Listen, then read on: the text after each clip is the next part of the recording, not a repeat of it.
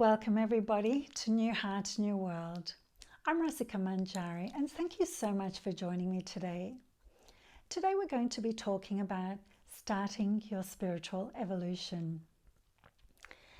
Now you may have heard the phrase, the beggar who shouts loudest gets the coin. Now this is our experience in our day-to-day lives with the reams of information that are coming at us left, right and centre, accosting us and bombarding us with every topic you could imagine under the sun. So this kind of information is like the most dynamic or loud or annoying information seems to be the ones that penetrate our consciousness and grab our attention the most. So it's a bit like that beggar shouting the loudest. So in this way, the information may be helpful at some levels on whatever topic we choose or whatever point of interest it may cover. However, ultimately, it often fails to satisfy us at the level of the soul. I mean, it may help us to function in daily life. However, there's something often lacking with this kind of information. Because when we compare it to knowledge, true knowledge, there is a vast difference.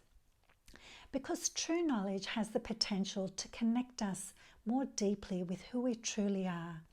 It has the potential to give us strength, because when we base our experience and our actions and thoughts on foundations of true knowledge, then we become more resilient and are able to interact with the world in ways that are beneficial to us and also others, because ultimately we're more deeply connected with who we truly are. So with this kind of knowledge, this true knowledge, comes power. And that's not necessarily power over others or dominion over the universe.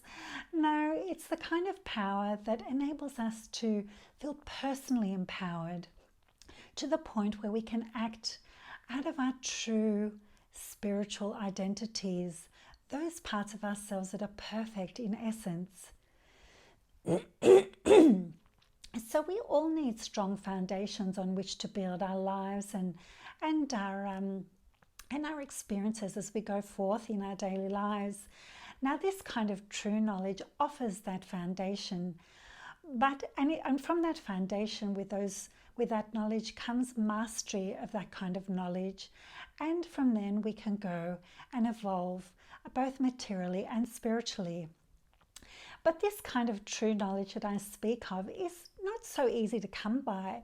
It's not as common as the reams of information that come at us, as I mentioned before. It's something that often has to be sought, but however, it is available. Now, this kind of knowledge is on offer in the Bhakti Yoga tradition and teachings and philosophy, because through the philosophy and understandings of Bhakti Yoga come with it incredible forms of knowledge that form the foundation that we can build on infinitely. Now, the worldview of Bhakti Yoga is included in this philosophy, and for an example, one of the tenets of the Bhakti Yoga worldview is that of reincarnation. Now, reincarnation may be a familiar principle to you, or it may just seem far out. But ultimately, if we just pretend for a moment, or we assume that reincarnation is real, then suddenly everything makes sense.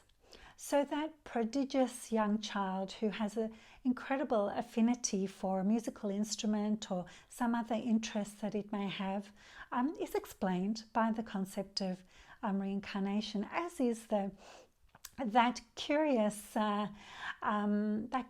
habit that your young child has, your young infant child has, that he shares with his great uncle.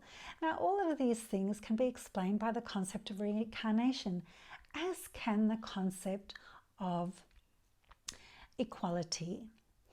Now, if we look around us, we can see that we are not equal. We are not all born equal. However, it seems to be such a loud catch cry in Western society at the moment that we all should be equal. Now, that deep desire and call for justice in a way is actually not misplaced, because ultimately we are all equal. However, not on a material level, but on a spiritual platform, because we are all spiritual souls, spirit souls, and in that way, that is the great equalizer. We are all equal at that level. So reincarnation explains the problem, or the seeming problem, that we aren't all born equal. Now, this is just an example of the kind of knowledge that can inform us and uplift us and strengthen us and make us more resilient to what we encounter in our lives. Now, as part of the Bhakti Yoga worldview, there is a lot more information, and I have actually spoken about this in a previous video. But let's take, for an example, an analogy of a paper mouse. So someone has made a paper mouse and they attach it to a string, and then they dangle it in front of a cat. Now this cat thinks this mouse is, far out and is really bewildered by the activities of this paper mouse and pounces on it thinking it's real, and not realizing that that paper mouse is connected to a string. And actually, at the end of that string is actually a person who is dictating the movements of that paper mouse. Now, in this way, we can choose as human beings to be like that cat who just believes that whatever's happening in front of it is real, and that it's just happening by chance, and that there's no real cause behind it. Or if there is a cause, then it's a random cause, and that there's no real explanation as to the events that occur to us or around us. Or we can understand that these events are indirectly linked to a person, and in our case, the supreme person, the person who is supreme in intelligence and opulence and all good qualities. So this person is the person that we refer to as Krishna in the Bhakti Yoga tradition. He's also known as God and has infinite other names. So in this way, this kind of knowledge gives us an explanation of where we fit in relation to the world at large, where we fit in the worldview, in the Bhakti Yoga worldview. And this kind of knowledge is what gives us the resilience we need to go about our daily lives, because ultimately the information that comes at us that is not of this higher kind of knowledge has only the potential to create more and more anxiety, and as if we didn't have enough already.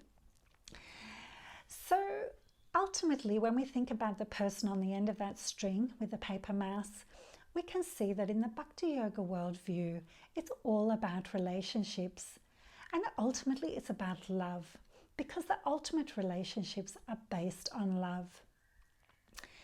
Now, if we take a step back and think about science, which is kind of, some of the kinds of information that we have access to, well, scientific information is something that, we these days we just don't leave the house without, and we don't believe anything not backed up by it.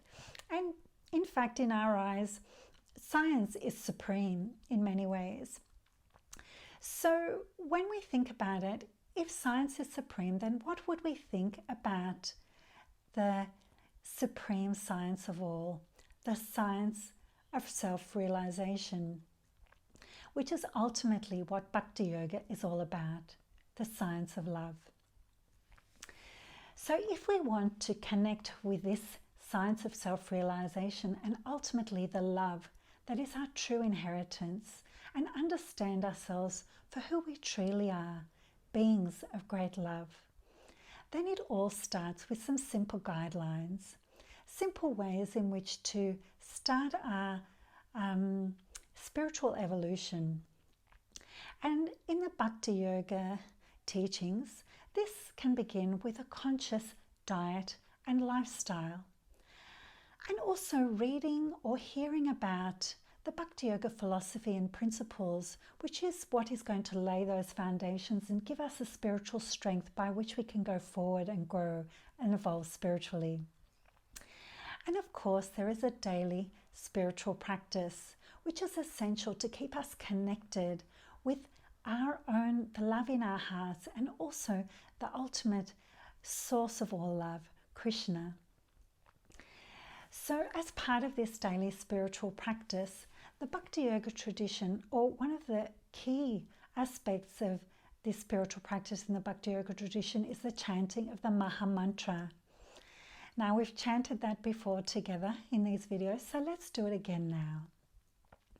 Hare Krishna, Krishna Krishna, Hare Hare, Hare Rama, Rama Rama, Hare Hare. So we've waited long enough.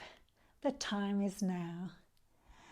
We're right on time to start making some changes to our lives and start on our spiritual evolution, which is ultimately going to lead to our material happiness as well as our spiritual eternal happiness.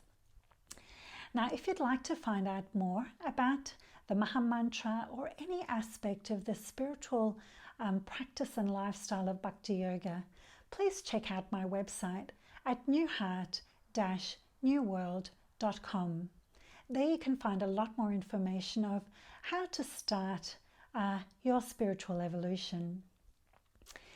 So please stay tuned for many more videos like this on the secrets and not so secrets of Bhakti Yoga. So until then, I wish you all well. Bye for now.